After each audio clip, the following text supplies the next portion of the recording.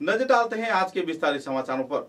कछार जिले के तोपखाना क्षेत्र में जामिया इस्लामिया मदरसा में आनुष्ठानिक तौर पर कछार जिला जमीयत उलमा के वार्षिक साधारण सभा आयोजित किया गया। इस निर्वाचनी साधारण सभा में प्रमुख अतिथि के रूप में कछार जिला जमीयत उलमा के उपसभापति, असम राज्य जमीयत उलमा के जाने माने व्यक्तित्व तथा सभापति कछार जिला जमीयत उलमा के हजरत शेख मौलाना महमूदुल हसन साहिब तथा असम राज्य जमीयत उलमा हिंद के सभापति खादिम मिल्लत हजरत मौलाना मुश्ताक अनफर कासिमी साहिब तथा असम राज्य जमीयत उलमा के भारप्राप्त साधारण संपादक हजरत मौलाना कलीमुद्दीन साहिब मौजूद थे। गौरतलब है कि इस कार्यक्रम को लेकर लोगों में खुशी की माहौल देखने को मिली। आनुष्ठानिक तौर पर नए कमेटी का भी गठन किया गया। लगातार 8वीं बार हजरत शेख मौलाना महमूदुल हसन साहिब को एक बार फिर से सभापति के पद पर नियुक्त किया गया। इस पूरे कार्यक्रम के बारे में उपस्थित प्रमुख कार्यकर्ताओं ने विस्तारित खुलासा भी किए। प्रशासन की ओर से कई सामुदायिक लोगों के ऊपर झेले जा रहे कई वारदातों को लेकर तीव्र प्रतिक्रिया व्यक्त करते हुए मौलाना मुश्ताक अनफर कासिमी साहब ने तीव्र प्रतिक्रिया व्यक्त किया। पत्रकारों के साथ बातचीत के दौरान शेख मौलाना महमूदुल हसन ने भी संदर्भ में अपना स्पष्टीकरण प्रदान किया और सभी स्तर के लोगों को आपसी भाईचारे के साथ साथ जाति धर्म वर्ण को पीछे छोड़ समाज के उन्नयन में कछार जिला जमीयत उलमा तथा जमीयत उलमा हिंद की ओर से आगे बढ़कर आने का अपील भी किया गया। सभा हलो সেই সভায় নতুন কমিটি গঠন হলো। জাতি ধর্ম বর্ণ নির্বিশেষে সংগঠন কাজ করে চলেছে। উত্তর পূর্বাঞ্চলে বিভিন্ন সমস্যার সম্মুখীন সাধারণ স্তরের নাগরিকরা, সেটা রাজনৈতিক ক্ষেত্রে হোক কিংবা প্রাকৃতিক বিপদের কথা হোক, আজকের দিনে দাঁড়িয়ে সংগঠনের মাধ্যমে যে সেবা কার্য আপনারা করছেন সেটা অতুলনীয়। নাগরিকরাও বলছেন, সর্বসাধারণরাও বলছেন। আপনাদের কাছে বিষয়টা কেমন লাগছে এবং আজকের কমের প্রতি কি সন্দেশ থাকবে?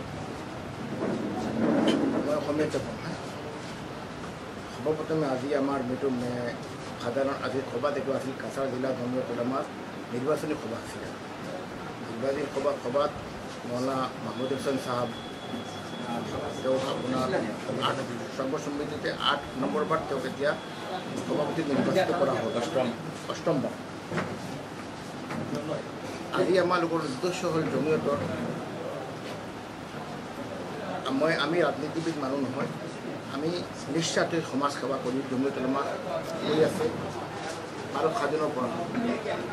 আজি আমাৰ নিৰ্দেশ হ'ল অসমৰ জাতি ধৰ্ম বৰ্ণ নিৰ্বিশেষে আমি যেনেকুৱা আৰম্ভণিৰ পৰা আমি বাকীটো চলাই গৈ আছোঁ। আজি কিছুমান ঠাইত আমি দেখিছোঁ যিভাবে বাকীটো বজৰা পুনৰ্বৰ খেতি হৈ আছে আৰু বিপদত আমাৰ সমাজ পৰি আছে। কিছুমান টাৰ্গেট কৰা হয় সংখ্যালঘু মুছলিম সমাজক। এজন মানুহে ভুল কৰিব পাৰে, এজনৰ কাৰণে পুৰা সমাজ দায়ী নহয়। প্ৰত্যেক সমাজত মানুহৰ ভুল আছে। মোৰ অনুৰোধ থাকিব এজন মানুহৰ ভুলৰ কাৰণে সমাজক দায়ী নকৰা। নম্বৰ 2, আমাৰ জমিয়তত আজি মই কাছাৰ জিলা জমিয়তক গোটেই অসমৰ জমিয়তক আমি আহ্বান কৰিছোঁ।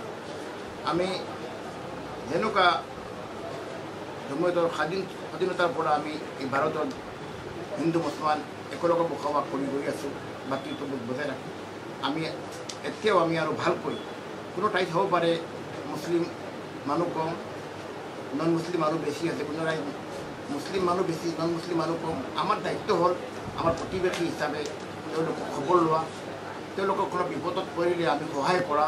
আমি জমিয়তে সদায় কৰি গৈ আছোঁ, আজি আমি কৰি যাম। আৰু এইবিলাক অহংকাৰী যিসকলে কৰে, মই দেখিছোঁ ৰাজনীতি হওক যিকোনো কামত অহংকাৰৰ ওপৰত যেতিয়া ৰাজনীতি হয় সমাজৰো ক্ষতি হয়। আৰু যিমান হিংসাৰ ৰাজনীতি হ'ব, চবতকৈ যদি ক্ষতি হ'ব তে সমাজৰ ক্ষতিটো হ'ব, লগতে আপোনাৰ দেশৰো ক্ষতি হ'ব। সেইকাৰণে আমাৰ জমিয়তৰ আহ্বান, আমি হিংসা বাদ দি আমি মৰমৰে এই জমিয়তে জাতি ধৰ্ম বৰ্ণ নিৰ্বিশেষে আমি চবক মিলি অসমত আমি কেনেকৈ শান্তিতে বসবাস কৰিব পাৰোঁ, এইটো আমাৰ জমিয়তে সিদ্ধান্ত। জমিয়তৰ আমাৰ এইটো কাম। শান্তিৰ কথা কৈছে আপুনি। সোণাপুৰত যিবিলাক ৰাইজক উৎখাত কৰা হৈছে, তেখেতৰ এতিয়া শ্বেডো নাই, তেখেতৰ ঘৰ বাৰী নাই, তেখেতৰ বাবে কি কোনো ব্যৱস্থা লৈছে? অতি দুৰ্ভাগ্য বিষয়। সোণাপুৰত যিটো ঘটনা হ'ল, মানুহ আজিৰ পৰা 40, 50, 60 বছৰৰ পৰা কিছুমান ম্যাদী পাট্টাৰ মাটি, ঠিক আছে ট্ৰাইবেল এৰিয়া, 1925 ইংৰাজীৰ পৰা বসবাস কৰি আছে। তেওঁসকল নোটিছ দিয়া হ'ল আৰু যিসকল মানুহ 50-60 বছৰ 1970ৰ পৰা 80ৰ পৰা মানুহ বসবাস কৰি আছে আপোনাৰ নোটিছ অহাৰ লগে লগে মানুহক কোৱা হ'ল যে এতিয়া আপুনি ইয়াৰ পৰা ইভিকশ্যন কৰিব লাগে মোৰ কথা হ'ল আমাৰ জমিটোৰ কথা হ'ল ঠিক আছে আমি সদায় আমি কৈছোঁ আমি চৰকাৰী লেণ্ডত যিসকল মানুহ বসবাস কৰি আছে আমি তাৰ পক্ষত নাই কিন্তু আমি চৰকাৰক আগতে অনুৰোধ কৰিছিলোঁ যি সময় গৰুকুটিত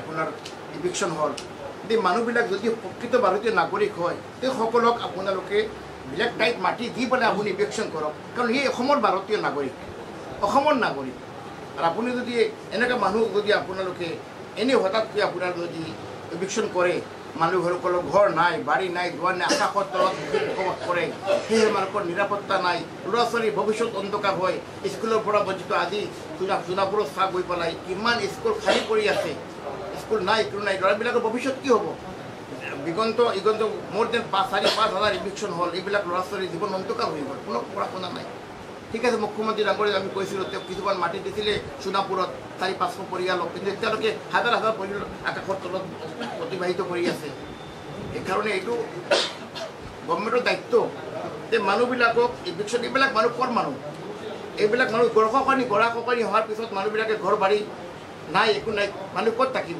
চৰকাৰী লেণ্ডত থাকিব আমি পক্ষত নাই চৰকাৰী লেণ্ডত কিন্তু গভৰ্ণমেণ্টে সেই মানুহবিলাকক সংস্থাপন দিব লাগে কিন্তু আজিলৈকে কিছুমান 10% নহয় 5% সংস্থাপন দিয়া হ'ল বাকী সংস্থাপন নাই এইটো কাৰ দায়িত্ব চৰকাৰৰ দায়িত্ব সেইকাৰণে আমি অনুৰোধ কৰি গৈছোঁ কিন্তু বহুত কষ্ট মানুহবিলাকৰ হাই মানুহৰ বদোৱা এইটা মানুহৰ যদি এতিয়া ঘৰ ভাঙাৰ 50 বছৰৰ পৰা থাকি আছে হঠাৎকৈ আপুনি ঘৰ ভাঙি দিলে কোনো চিন্তা নাই গভৰ্ণমেণ্টৰ এইবিলাকৰ জীৱনত কিমান সপোন দেখিছে ঘৰটো লৈ পেলাই আৰু কোনোবা মিডিয়া চালে কোনো মানুহে হাঁহে কালি বিপদ আমাৰ ঘৰতো আহিব পাৰে মানুহৰ বিপদ দেখিলে কান্দিব লাগে আমি হাঁহি থাকোঁ সেইকাৰণে মোৰ অনুৰোধ থাকিব জাতি ধৰ্ম বৰ্ণ নিৰ্বিশেষে চবেই আমি মানুহৰ বিপদ হ'লে আজি আপোনাৰ পুলিচে গুলিয়াই 19জন আপোনাৰ উইণ্ডেড হ'ল আৰু 2জন মানুহ মৃত্যু হ'ল ঠিক আছে সেইটো লাঠি 3 দিনলৈকে মানুহবিলাকেতো চৰকাৰৰ কথা মানি পেলাই চব আপোনাৰ যি আপোনাৰ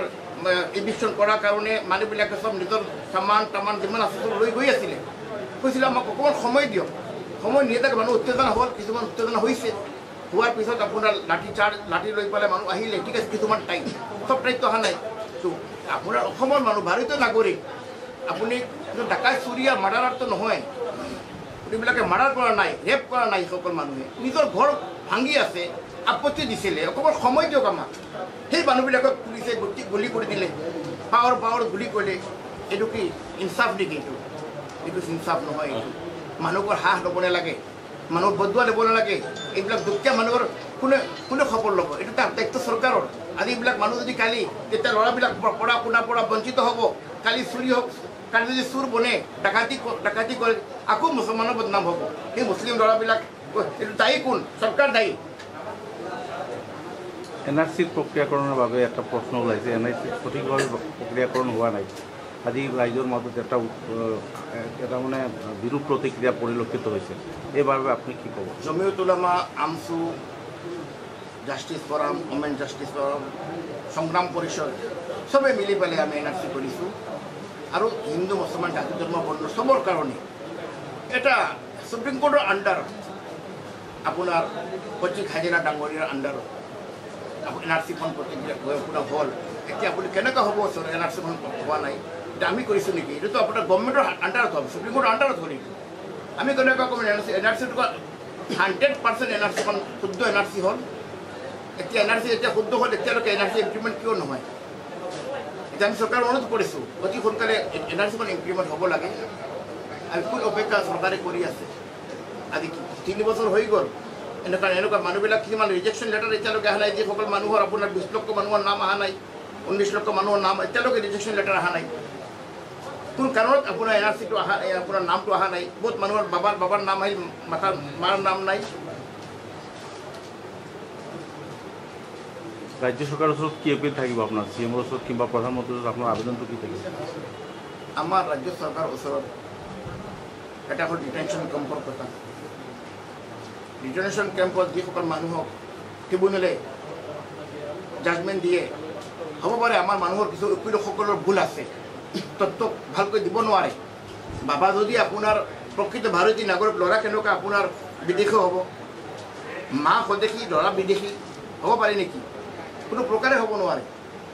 কিন্তু এইবাৰ যিটো হ'ল বেছি শতাংশ প্ৰকৃত ভাৰতীয় নাগৰিক, পৰিয়ালৰ চব বিদেশী স্বদেশী আৰু তেওঁ মা বিদেশী হৈ গ'ল। সেইকাৰণে ভালকৈ চাই আপোনাৰ জাজমেণ্ট দিয়াৰ জাজমেণ্টে ট্ৰিবিউনেল দিছে, কিন্তু আমাৰ উকিলসকল হওক আৰু যিসকলে আপোনাৰ যিটো আপোনাৰ তথ্য দিয়ে ভালকৈ তথ্যটো দিয়াটো উচিত।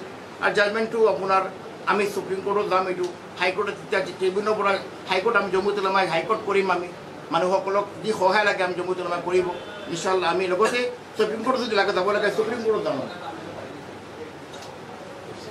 এর মতো আপনি নির্বাচিত হলেন, জনগণের সমর্থনের বিপুল সমর্থন ছিল, তো অনুভূতিটা কিরকম এবং ডেভেলপমেন্টের ব্যাপারে কি বলতে চাই? ডেভেলপমেন্ট তো ভালো, আর আমার কাছাৰ জমিয়ত তো আজি 23 বছৰৰ পৰা মই সভাপতি আছিলোঁ। আচ্ছা বাংলা হইতাম না, এত পর্যন্ত যাবত আমি তো আছি। এখন এইবারও জনসাধারণে আমার ইয়ে করছে, তো আমি আশা রাখছি জমিয়ত উলামার মতো সংগঠন এটারে আরও যাতে খাসাড়ে আরও শক্তিশালী করিয়া সেবামূলক। আমরা তো সর্বভারতীয় জমিয়ত উলামা হিন্দ বা আমার রাজ্য জমিয়ত উলামা সভাপতি আমরা তো একই খাত। বর্তমান দুনিয়ার তো খালি নফরত ফেলিছে, আমরা নফরতের হাওয়ারে সরাইয়া কিলা পিয়ার মহব্বত আমরা জেলার মধ্যে, রাজ্যের মধ্যে, দেশের মধ্যে ফেলে, ওটা আমরা 1 নম্বর লক্ষ্য। নফরতে আমরা যখন নিম্ন ক্লাস, মিডিল ক্লাস মানুষ, আমরা জাতি ধর্ম নির্বিশেষে ব্যবসা বাণিজ্য, খেত, কৃষি ইত্যাদি খুব সুন্দরে যখন জীবন করছি, আমরা হুরুপটাকে দেখিয়েছি চলছি। আমরা যেমন যে হারে নফরত, বাজারও গেলে নফরত, ব্যবসাত গেলে নফরত, সব জায়গায় নফরত, এই নফরতর হাওয়া কেমনে উড়ে যায়, এটা একটা লক্ষ্য নিয়ে আসছে। দ্বিতীয়ত জাতি ধর্ম নির্বিশেষে সেবামূলক কাজ যে সময় যেটা পড়ে, আমি আমার ভাষণও হয়েছি যে আমরা যে সময় যেটা পড়ে আমরা ফায়ার ব্রিগেডের মতো আমরা জমিয়ত উলামার কাজ হয়। যেমনভাবে যেভাবে আমরা সভাপতি সাহেব, রাজ্য জমিয়তের সভাপতি সাহেব যে কোনো মামলা তো আইনুর আশ্রয় লইতরা, কতটা ফাইট করার পত্রা, তারপরে আইনুর আশ্রয় লইতরা, এই সোনাগুলোর মামলা তো আইটা যেটা সোনাগুলোর মামলা ঘটিছে, আমার মতো হইতো মানবতা লক্ষ্য। কোনো নোটিশ নাই, কোনো ইয়ে নাই, কিছু নাই, মানুষের হচ্ছে জুলুম করা, জোর জুলুম করা, অন্যায় করা, প্রত্যেক ক্ষেত্রে উঠেছি আমরা এটা জোর জুলুম, অন্যায়, মানবতা লক্ষ্য হইতেছে। কোনো মানুষের কোনো নোটিশ নাই, কিচ্ছু নাই, হঠাৎ করে মানুষের পশু ফাঁকিরেও খাদাইতে মানুষের একটা ইয়ে করে। কিন্তু এখন পশুরও কোনো হাইওয়ানেরও কোনো ইয়ে নাই, হাইসিয়ত নাই আমার পশু মানুষের। আমরা রজনী হালোর বা মামলাত আমরা গেছি, এখানে গেছি ত্রাণ লইয়া ভর্তি হই, ইয়ে আমরা আক্ষেপ হয়েছে। আমরা এখানে গিয়া দেখছি যাতে এটা তো কোনো হাইওয়ানের হাইসিয়ত ইনসানকে দেওয়া হয়েছে। আর এটা লিয়ে আমরা তো বড় মাও তো দুঃখিত। এটা লইয়া এখন আমরা সভাপতি হিসাবে যেভাবে লোকরা আমরা আসি, তার লোকের তাই যাইনি লড়াই, যতটুকু আগবাড়ি চলে তাই যাইতে আমরা। আর কিছু না থাকলে তো আমরা লাগে আইন আছে, lower court, high court, supreme court সব আছে। ইনশাল্লাহ আপনার প্রত্যেক শখ আপনার এর মাঝে লড়টা আর এগুলোর মাঝে কামিয়াব সাকসেস হয়। আমরা কাছাড় জেলা জমিয়ত বহুত সক্রিয়, প্রায় 47টি আমরা জিপি আঞ্চলিক যেটা খুব সক্রিয়, সুন্দর সময়, একদম মিজোরাম, একদম মণিপুর, এদিকে আপনার একদম বাংলাদেশ বর্ডার থেকে মেঘালয়, এর ভিতর দিয়ে একদম বর্ডার অঞ্চল থেকে আরম্ভ করিয়া পুরা কাছাড় জেলার মধ্যে সক্রিয় আমরা 43-44টা আঞ্চলিক, আরও কয়েকটা জিপি আমরা বাড়ি হয়েছিল। তো সুন্দর সুষ্ঠুভাবে সব আমরা সক্রিয় বিভিন্ন সেবামূলক কাজ চলে, আর ভবিষ্যতে এটা আরও সক্রিয় করার চেষ্টা আমরা চালাই হয়েছে। বিশেষ করে আমরা সভাপতি যাওয়ার আগমনে খুব সাকসেস হয়েছি। আমরা জেনারেল সেক্রেটারি পাইছি, আরও অন্যান্য গণ্যমান্য সব পরিস্থিতিতে খুব সাকসেস হয়েছে।